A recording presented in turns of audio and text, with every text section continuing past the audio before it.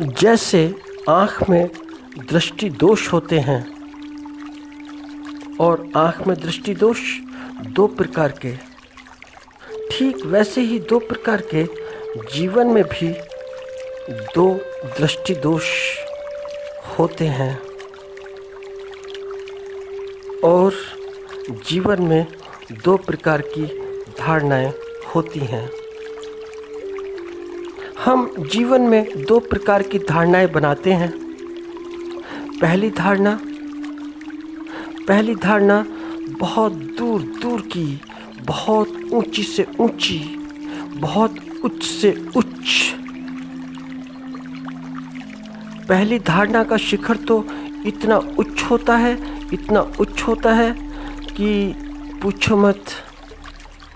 मगर वह धारणा भी हमारे द्वारा निर्मित धारणा होती है, हमारे द्वारा निर्मित। ऐसी धारणा कि वहाँ तक पहुँचना, क्योंकि हमारे द्वारा निर्मित है तो वहाँ तक पहुँचना बड़ा मुश्किल। वहाँ तक हमारे हाथ तो क्या, वहाँ तक हमारी आँखों की दृष्टि भी नहीं पहुँच सकती, क्योंकि हमारे द्वारा निर्मित है। इतनी दूर निर्मित कि हमारी आँखें भी ना छू सकें, हमारी आँखें भी स्पर्श ना कर सकें। फिर हाथों के छूने की बात करना तो बड़ा व्यर्थ है। हाथ कैसे छू पाएंगे जब आँख ही नहीं छू पाती।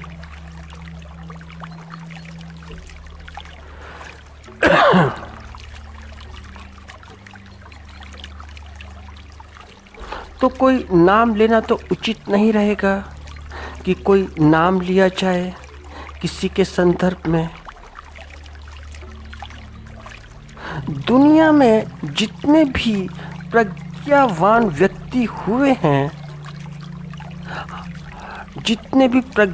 व्यक्ति उन्हें हम खुद से इतना दूर कर देते हैं, इतना दूर कि वहाँ तक पहुँच पाने की बात सोचना भी बेमानी है। पहुँचने की बात तो छोड़ो, सोचना भी अर्थहीन है।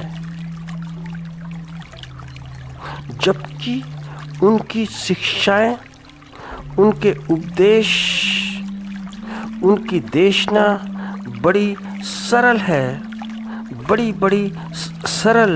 अगर तुम उन्हें उठाकर देखो तो।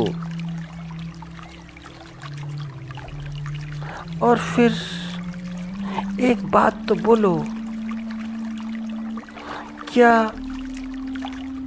तुम अपने भेदभावों के हिसाब से बात करते हो?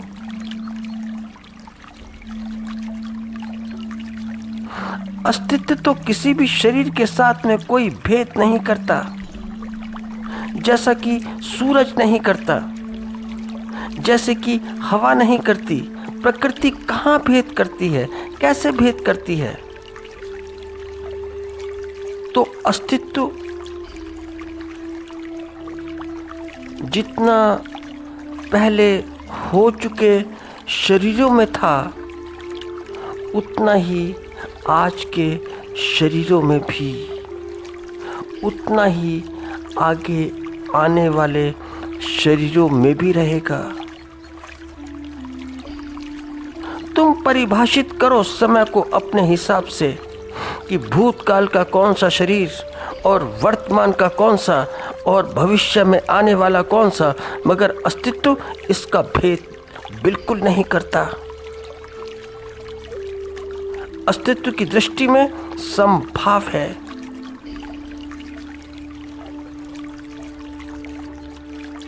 और जीवन में दूसरे प्रकार की धारणा हम अपने ही संबंध में ऐसी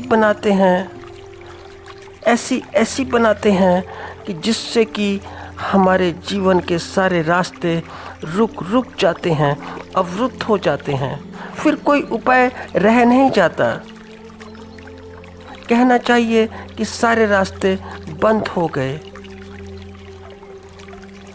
और क्या दूसरी धारणा, क्या दूसरी धारणा वह यह कि हम पापी हैं, हम पापयुक्त हैं। क्योंकि हम पापयुक्त हैं तो फिर अंदर से ग्लानि भाव, तो फिर अंदर से ग्लानि के भाव का जन्म होता है। और यह ग्लानि का भाव इतना विकसित हो जाता है, इतना युवा हो जाता है कि फिर सारी संभावना ही समाप्त हो जाती है। तो पहली धारणा तो वह बनाई, ऐसी बनाई कि जो अपने से बहुत बहुत दूर कर ली, बहुत दूर।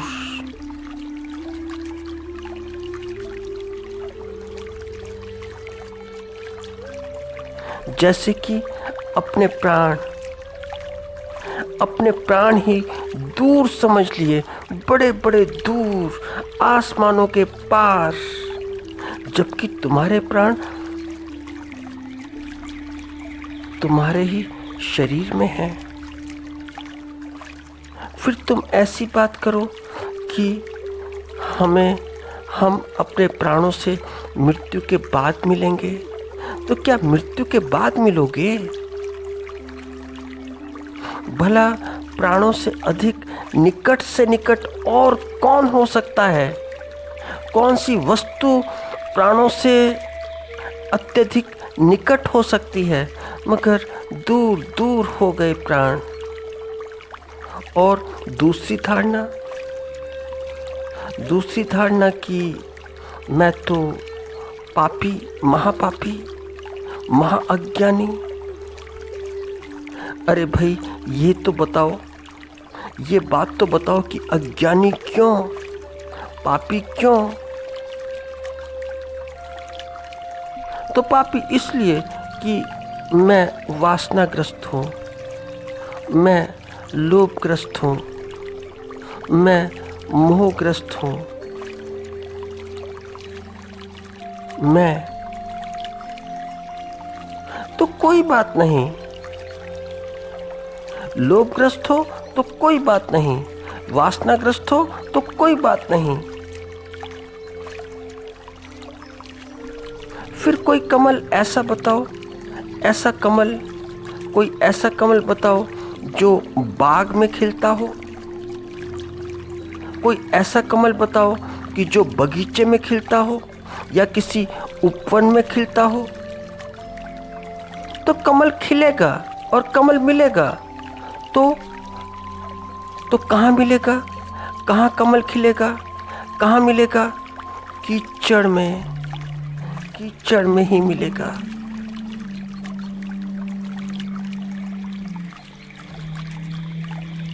सोना मिलेगा तो अशुद्धियों के साथ मिलेगा, अपने अयस्कों के साथ मिलेगा, अपने ओर्स के साथ मिलेगा, अपनी इम्प्योरिटीज के साथ मिलेगा। शाश्वत मिलेगा तो अशुद्धियों के साथ ही मिलेगा, देह के साथ ही मिलेगा। तुम देह को छोड़ो तो फिर शाश्वत भी छूट जाएगा। तुम कीचड़ को हाथ मत लगाओ, बिल्कुल मत लगाओ। मगर जब तुम कीचड़ को हाथ नहीं लगाओगे तो फिर तुम्हें एक काम और भी करना पड़ेगा कि कमल को भी छोड़ना पड़ेगा। फिर तुम्हें कमल का फूल भी नहीं मिलेगा, क्योंकि तुमने कीचड़ को छोड़ दिया। तुम मानव की बातें छोड़ो, धातुओं को भी देख लो। धातुएं भी, मेटल्स भी, धातुएं भी पूरी अशुद्धियों के साथ जमीन के अंदर से मिलती हैं, पूरी पूरी इम्प्योरिटीज के साथ। यह मैं है, मैं कि मैं पापी। यह मैं है कि मैं पुण्यात्मा, बड़ी पुण्यात्मा। यह मैं ही तो है कि मैं ज्ञानी हूँ या मैं अज्ञानी हूँ। ना तुम पापी, ना तुम पुण्यात्मा, ना तुम ज्ञानी, ना तुम अज्ञानी। ये सब प्रकृति के गुण हैं, तुम्हारे नहीं। तुम अपने गुण समझते हो, यह सब प्रकृति के गुण हैं। तो फिर तुम अपने आप को वासनाग्रस्त क्यों समझते हो? वासना की आवश्यकता प्रकृति को है, क्योंकि वासना की आवश्यकता इस प्रकृति को है।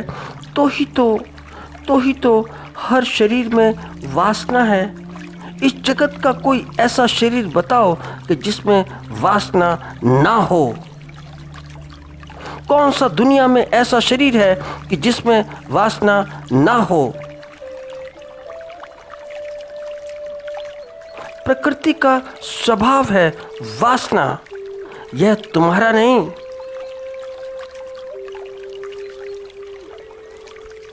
तो एक बार हुआ ऐसा कि राजा जनक, जगत में ऐसे राजा शायद ही ना के बराबर हुए हों जैसे कि राजा जनक। उन जैसा इस जगत में शायद ही कोई राजा हुआ हो। तो एक बार हुआ क्या, तो उन्हें भी मैं का भाव आ गया। मैं का, तो उनमें भी मैं आ गया। तो उन्हें भी मैं का अभिमान हो गया। तो उनका मैं किसी भले आदमी ने देख लिया होगा, तो भला ही होगा जिसने देखा होगा। तो फिर बातचीतें शुरू हुई, ज्ञान चर्चा शुरू हुई। और जब ज्ञान चर्चा शुरू हुई तो प्रश्नों पे तो इतने प्रश्न कि प्रश्नों पे प्रश्न, एक प्रश्न उसके ऊपर पता नहीं कितने कितने प्रश्न। और फिर वार्तालाप के बीच में ही प्रकृति अपनी माया बड़ी रचती है, बहुत बहुत रचती है। राजा जनक जैसा व्यक्ति जो इतना महत्वपूर्ण है, आश्चर्य होता है कि वार्तालाप के मध्य में ही जैसे हम लोग क्रोधित अक्सर आपस में एक दूसरे के ऊपर हो जाते हैं, राजा जनक भी वैसे ही बड़े बड़े क्रोधित हो गए। और जब क्रोधित हो गए तो वह सामान्य व्यक्ति और जनक महाराजा, तो उन्होंने, जब उन्हें बड़ा क्रोध आया तो क्रोध में उन्होंने आदेश दिया कि इस आदमी को मेरे राज्य से बाहर निकाल दो।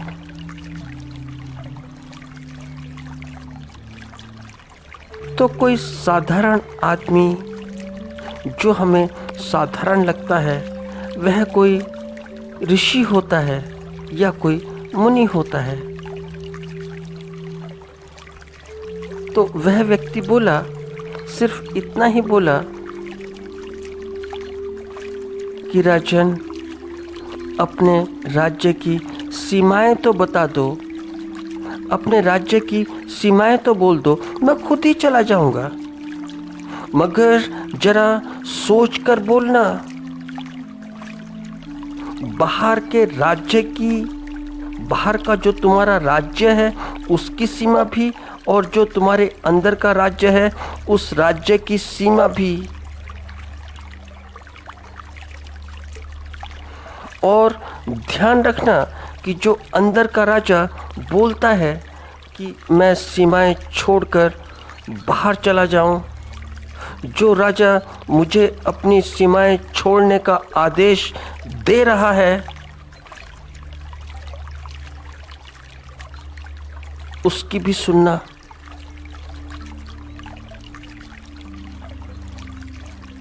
तो उस व्यक्ति की बात सुनकर राजा जनक सकते में आ गए। तो उधर उसने कहा और इधर राजा को प्रतीति हो गई भाव की, जो कि होनी बड़ी स्वाभाविक है।